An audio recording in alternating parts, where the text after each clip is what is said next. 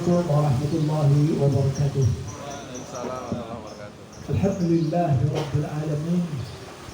Nahmaduhu wa nasta'inuhu wa nastaghfiruhu wa nastahdihi wa natubu ilaihi. Allahumma salli wa sallim ala sayyidil anbiya'i wal mursalin wa ala alihi wa ashabihi wa man tabi'ahu ila yaumiddin, amma ba'du. Pak Ketua RW yang saya hormati, Pak Agus, dan beberapa Ketua RW yang lainnya, ada 36, 46 tadi yang lain-lainnya yang saya tidak sempat menyebutkan namanya.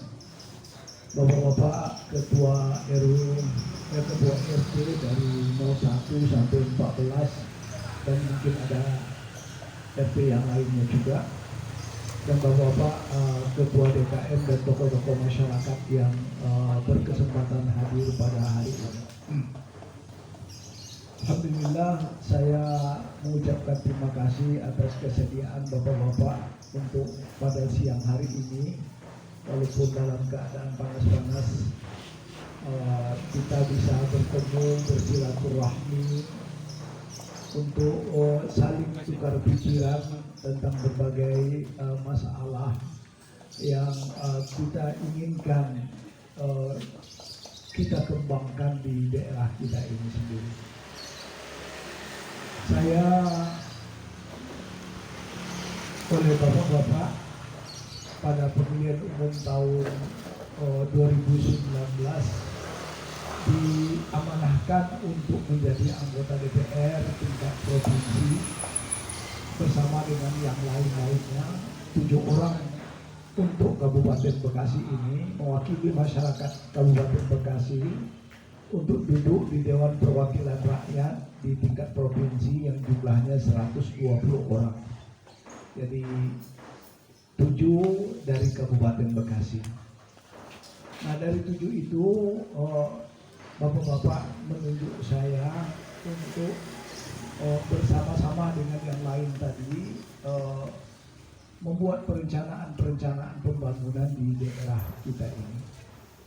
Sebagaimana bapak-bapak pahami benar bahwa anggota DPR itu bersama dengan gubernur, dia dibebankan untuk membuat perencanaan pembangunan di tingkat provinsi. Ya, ada 27 kabupaten dan kota di Jawa Barat ini. Kemudian juga membuat kebijakan anggaran yang tersedia itu mau kita pakai untuk apa dengan pembangunan tersebut.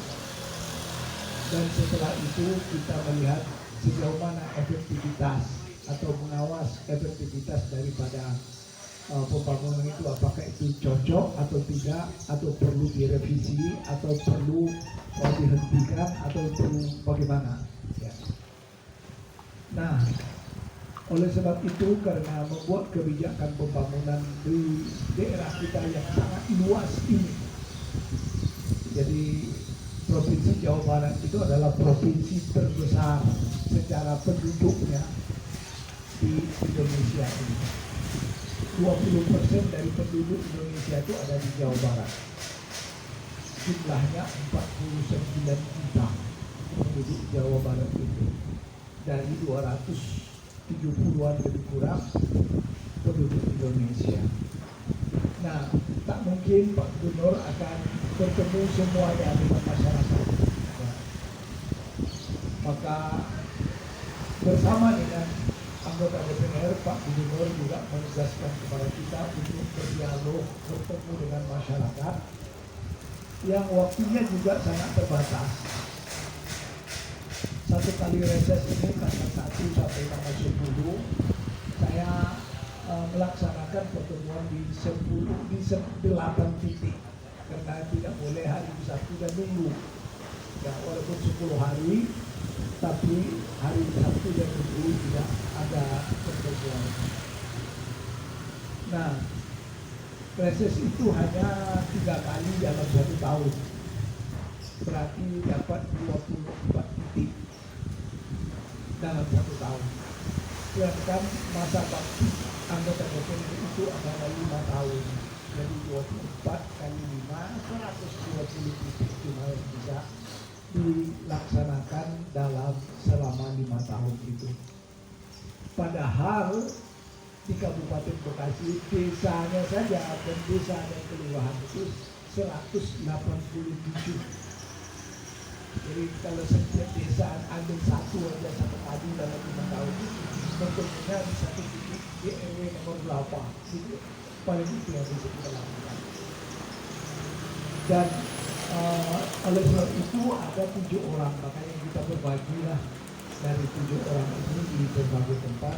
Hari ini ada yang melaksanakan di Kebayoran, ada yang di Jabang Bumi, ada yang di mana-mana dari teman-teman yang 7 orang ini untuk menyatukan, untuk mendengar, untuk mencatat apa sebenarnya problematika, apa yang perlu diusulkan oleh masyarakat untuk dibangun atau dikembangkan atau diperbaiki atau punya alasan apa saja identitas ini, sehingga itu jadi menjadi sebuah kebijakan di pemerintahan provinsi. Hasil dari riset ini nanti, hasil dari reses ini nanti akan kita kompilasi, kita satukan, dan itu akan disampaikan di dalam sidang paripurna DPR. Jadi semua yang saya dapat selama 10 hari rangkum, kemudian dari rangkum itu kita gabungkan lagi dari teman-teman di tingkat-tingkat setiap fraksi, jadi fraksi Partai Keadilan, fraksi Golkar, fraksi PDI, fraksi Demokrat, itu merangkum semua yang didapat oleh pengurusnya, oleh anggota-anggotanya, dan itulah dijadikan sebagai sebuah pandangan atau usulan yang disampaikan, aspirasi yang disampaikan oleh fraksi kepada gubernur, dan gubernur melihat apa yang disampaikan ini. Ini sebenarnya. Jadi saya sebenarnya jadi akan banyak ingin mendengar dari bapak-bapak, dan saya akan catat ini, dan apa yang bapak-bapak sampaikan itu akan saya kompilasi di dalam sebuah laporan nanti kepada DPR. Itulah bapak-bapak dan saudara-saudara yang saya hormati, kenapa reses ini kita lakukan. Bapak-bapak, kita lakukan reses itu karena pertama, pembangunan itu adalah menyentuh kita semua, adalah kepentingan kita semua, maka perlu tahu kepentingan daripada masyarakat apa. Kemudian pembiayaannya pun dari Bapak, pembiayaannya itu dari masyarakat. Uang yang dipakai oleh presiden, uang yang dipakai oleh gubernur, uang yang dipakai oleh bupati, uang yang dipakai oleh wali kota, semuanya uang dari kita. Walaupun pada akhirnya sebetulnya uang pemerintah, tapi sebenarnya datangnya daripada masyarakat. Tapi masyarakat sekarang tidak sadar itu bahwa itu uangnya dari dia. Contohnya saja, semua bapak-bapak ini menyumbang kepada pemerintah provinsi dan pemerintah kabupaten dan juga ke pusat. Pemerintah provinsi yang digabungkan oleh dia adalah pajak-pajak kendaraan bermotor. Setiap kendaraan bermotor itu ada pajak yang bapak simpan, bapak bayarkan ke Samsat, itu 70% nanti masuk ke kasnya gubernur, 30% masuk ke kas. Di Jawa Barat ini motor saja jumlahnya adalah berapa, Pak? Motor saja. Penduduk kita ini 49 juta. Kalau di rumah kita itu ada 5 orang, berarti kalau kita di rumah kita rata-rata penghuni rumah itu 5 orang, maka jumlah rumah di Jawa Barat ini adalah 49 bagi 5, hampir 10 juta, 9 juta sekian. Kalau 9 juta rumah, motornya berapa buah? Di rumah 1 atau 2 motornya? Ada 2, 3 lebih. Ada yang 1, ada yang 3, ada yang 2. Kita anggap aja 2 rata-rata. 2 rata-rata kali 9 juta ada 18 juta motor. Ya, tapi ada yang bayar pajak kepada Samsat, ada yang tidak, ya kan? Macam-macam lah, kampung-kampung kita juga. Yang tercatat di Samsat itu seluruh Samsat di Jawa Barat ini dikumpulkan, jadi dari Samsat Kabupaten Bekasi, Kota Bekasi, dikumpulkan di Jawa Barat di Badan Pendapatan Daerah itu jumlah motornya 16,5 juta, 16.500.000 unit. Kita bayar pajaknya 300.000. Berapa duit Pak? Banyak. Jadi 16 juta kali 3. Lebih dari 4 triliun kan? 4,5 triliun. Itu baru motor aja. Belum truk ini, belum mobil pribadi, belum bisnya. Sehingga uang yang dikumpul oleh Samsat yang diberikan kepada gubernur saja itu 1 tahun itu lebih kurang antara 18 miliar sampai 19 miliar di Jawa Barat saja.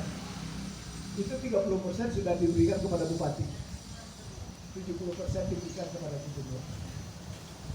Uang itulah yang kita pergunakan. Di samping uang-uang yang lain lagi, pajak-pajak yang lain lagi, Bapak ketika belanja di Indomaret kena pajak, masuk lagi kepada pemerintah.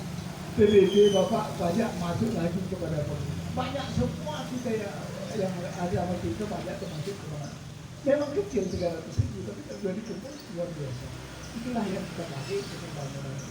Jadi uang kita sesungguhnya kemudian masuk kepada negara, menjadilah uang negara. Dan itulah yang dipergunakan oleh bupati, itulah yang dipergunakan oleh gubernur, itulah yang dipergunakan oleh presiden. Jadi kalau kita pergi memilih bupati itu Pak, masuk ke bilik suara itu, kita tusuk ibu neneng dulu jadi bupati kita di sini. Sama aja Bapak menyerahkan uang kepada ibu neneng sebanyak 6,5 triliun setiap tahun kali 5. Ada 30 triliun. Pak Bupati ini uang 30 triliun pergunakan untuk pembangunan. Itu Bupati kita Kabupaten Bekasi. Sekarang PK. Begitu kita mengusung nama Pak Ridwan Kamil untuk jadi gubernur, maka kita sesungguhnya menyerahkan uang 45 triliun kali 5. 200 triliun uang yang kita serahkan. Ini pakai Pak untuk pembangunan. Nanti buatlah perencanaannya. Ya. Nanti ada wakil-wakil kami yang membantu Bapak untuk membuatnya. Kepada Presiden, begitu kita masuk ke bilik suara menunjuk Pak Jokowi, sesungguhnya kita menyerahkan duit kita sebanyak 3.000 triliun setiap tahun kali 5, 15.000 triliun kita serahkan untuk membangun negara. Nah, Bapak-bapak, jadi sebenarnya begitu penting itu pemilihan umum itu, karena kita menyerahkan uang kita kepada seseorang dan pakailah untuk kepentingan daripada masyarakat ini sendiri. Inilah. Nah, inilah Bapak-bapak dan Ibu-ibu kenapa kita perlu kembali reses ini. Jadi teman-teman di tingkat kabupaten juga ada resesnya, teman-teman di tingkat provinsi juga ada resesnya, teman-teman di tingkat pusat juga ada resesnya, untuk kembali berkomunikasi kepada masyarakat untuk mendengarkan apa yang diperlukan. Walaupun Musrembang sudah ada. Musrembang itu adalah jalur pengumpulan informasi yang akan dibangun melalui pemerintahan yang ada. RT, RW, kepala desa, Pak Camat, Bupati, sampai ke gubernur dan sampai ke presiden nanti itu kan. Tapi boleh jadi ada yang tercecer yang tidak masuk, itu bisa dimasukkan melalui teman-teman yang anggota DPR, mana yang bisa. Nah, tidak anggota DPR hanya sampai kepada tingkat mengusulkan yang belum masuk itu, mengusulkan yang belum masuk, dan keputusan akhirnya adalah rapat antara DPR bersama dengan gubernur. Setelah kita rapat disetujui itu kita serahkan kepada gubernur untuk mengeksekusinya, untuk melaksanakannya. Makanya sebagai dia eksekutif, dialah yang menandatangani pengeluaran uang itu. Anggota DPR ada hak untuk tentang itu, yang mengeluarkan menandatangani uang ini jalin di PGH di jalan nomor sekian, ini tanda tangan, itu yang tanda tangannya adalah koordinasi. Tidak ada anggota DPR, semua mengusulkan sampai pada situ ya. Nah, tugas kami ini mendengarkan pendapat bapak-bapak, mendengarkan pendapat masyarakat semuanya, untuk kita masukkan bersama-sama ke dalam rancangan pembangunan, mulai daripada kita perencanaannya sampai pada pembiayaannya kita bicarakan bersama dengan gubernur. Walaupun biasanya kita kelompokkan saja untuk perbaikan jalan tahun ini sekian ratus meter, sekian ratus kilo, itu biaya sekian. Jalan yang mana itu adalah usulan-usulan daripada masyarakat, kemudian barulah ditandatangani oleh Bapak Bupati. Nah, Bapak-bapak dan saudara-saudara sekalian, itulah sebenarnya perlu bertemu dengan bapak-bapak ini. Kami ingin mendengarkan apa sih sebenarnya yang harus kita bangun di daerah kita ini. Paling tidak kami bisa mencatatnya, dan nanti kalau hal-hal yang berhubungan dengan kabupaten nanti akan saya mintakan dengan Ibu Ani untuk dimasukkan dia di badan anggaran, dan hal-hal yang berhubungan dengan kebijakan provinsi itu akan saya tampung dan saya bawa, walaupun saya bukan di badan anggaran tapi saya bukan di keuangan, akan bisa saya masukkan ke perencanaan di tingkat provinsi. Nah, inilah bapak-bapak dan saudara-saudara maksud daripada tujuan pertemuan kita pada hari ini. Mudah-mudahan bapak-bapak bisa memberikan input kepada kami apa saja yang perlu di daerah kita ini, sehingga paling tidak ini kita bisa masukkan ke dalam perencanaan kita untuk pembangunan untuk tahun-tahun berikutnya. Itu yang saya bisa sampaikan. Assalamualaikum warahmatullahi wabarakatuh. Dan itu diteruskan